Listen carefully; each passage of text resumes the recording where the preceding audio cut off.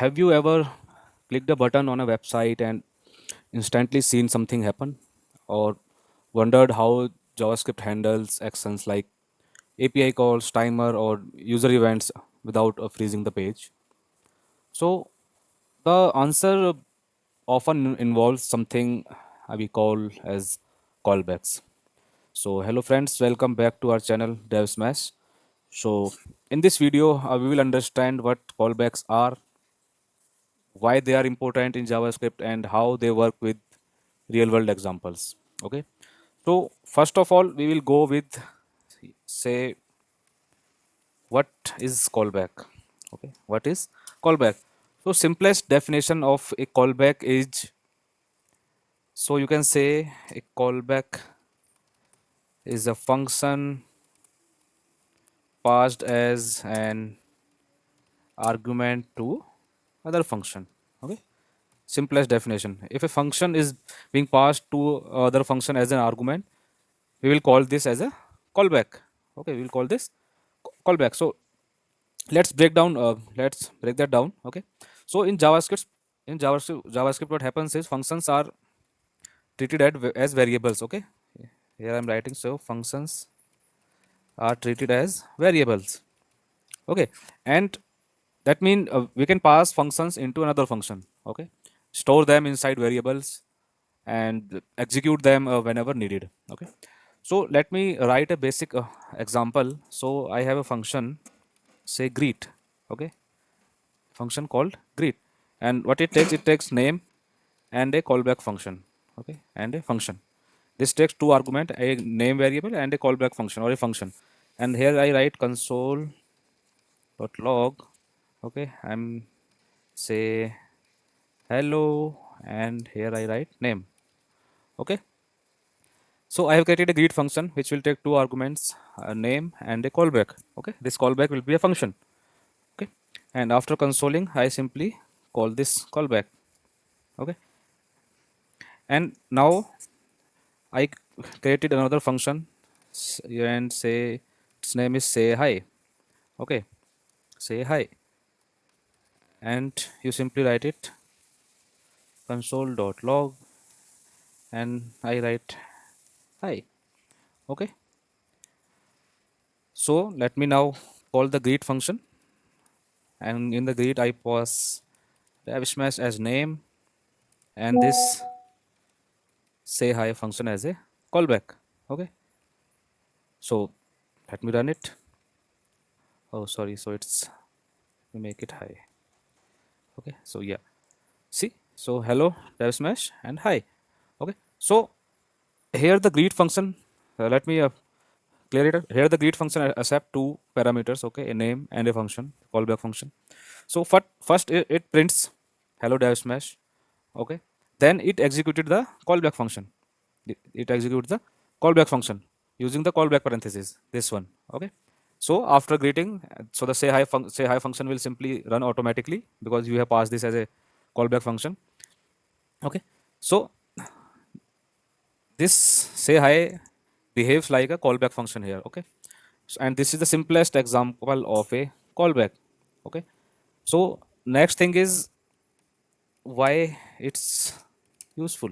Okay, why callback is useful, why even it's exist in JavaScript. Okay, so callbacks become powerful when JavaScript needs to wait for something. Okay, if you have to wait for something, for example, okay, fetching data from APIs. Okay, let me write it here, wait for something. And the first one is like fetching APIs, fetching data from APIs. Okay, let me write second one is say reading some file and you have to wait, while you read file you have to wait. Okay, and the third one is say wait for some say user action. Okay, wait for some user action. And another example you can take, say running some code after a timer. Okay, running some code after a timer. So since JavaScript is as asynchronous, as you all know, so it doesn't want to block the entire application while waiting. Okay, these are some of the conditions when your program will wait, but JavaScript doesn't want to block the entire application while waiting for these actions. Okay, Instead, what it says is, you can say, it says like continue running other code, and once this task is complete, call this function. Okay, continue running other code console here, and once this task is completed, simply run the other function or the other call, and this function is what we call a callback. Okay, so let's see some example with timers as well. Okay, so let me write a code, say console.log, and here it is say start. Okay, and I made it say, and I am using a set timeout. Okay, set timeout and console.log, say execute after 1 second. Okay, and I'm passing a delay of 1000 millisecond here, and the other one is say console.log, you say end. Okay, so here you will think like first the console, this start will print, then this will print, and then this will print. Okay, so let me run it first. Okay, so start, and you see, you notice after 1 second this come. Let me run it again. So here it is, after 1 second this timeout thing is come. So let me explain it. So here what happens is JavaScript prints start first. Okay, then it sees that set timeout function. Okay, so instead of waiting for 1 second and blocking the application, okay, JavaScript schedules the callback function to run later. This callback function, it schedules this function to run later. Okay, meanwhile, it immediately prints this end. Okay, and after 1 second, the callback execute. This callback executed. Okay, so the output become start and then this execute after 1 second, and this is asynchronous behavior in JavaScript. Okay, so let me take it one more real example. Say you have a function, say fetch data. Okay, which take a callback function, which take a callback function, and here you have set timeout. Okay, you have a set timeout, and after 2 second, so here you have a variable say data equal to, and is simply a JSON, simply an object id1, and say name dev smash. Okay, and after 2 second you call this callback function. Okay, you call this callback function and pass this data. Okay, now you call this fetch data function, and you pass a callback, you pass a callback to it, and simply console the result. Okay, simply console the result.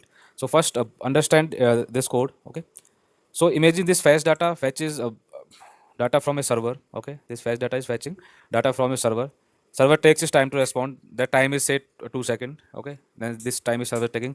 So instead of freezing the application, JavaScript continues running other tasks. Okay, and once the data arrives, okay, so other task means there will be some other task as well in the on the below here. So once this data arrive, this data arrive, it will simply call this callback. This callback might be doing some functionality.